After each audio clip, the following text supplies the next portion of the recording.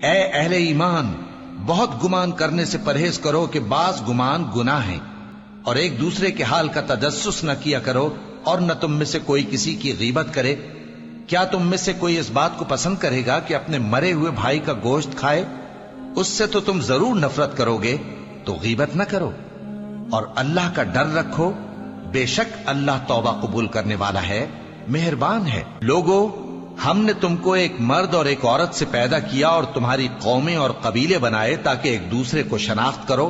بے شک اللہ کے نزدیک تم میں زیادہ عزت والا وہ ہے جو زیادہ پرہیزگار ہے۔ بے شک اللہ سب کچھ جاننے والا ہے، سب سے خبردار ہے۔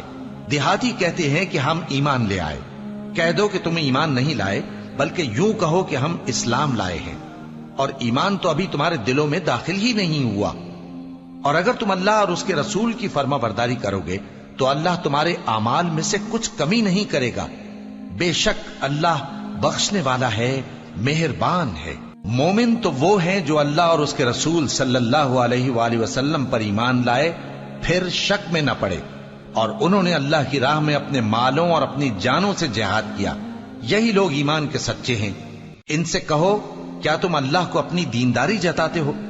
اور اللہ تو آسمانوں اور زمین کی سب چیزوں سے واقف ہے، اور اللہ ہر چیز کو خوب جانتا ہے۔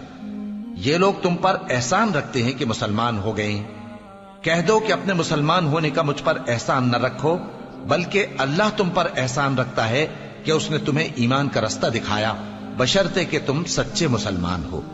بے شک اللہ آسمانوں اور زمین کی پوشیدہ باتوں کو جانتا ہے، اور جو کچھ تم کرتے ہو اسے دیکھتا ہے۔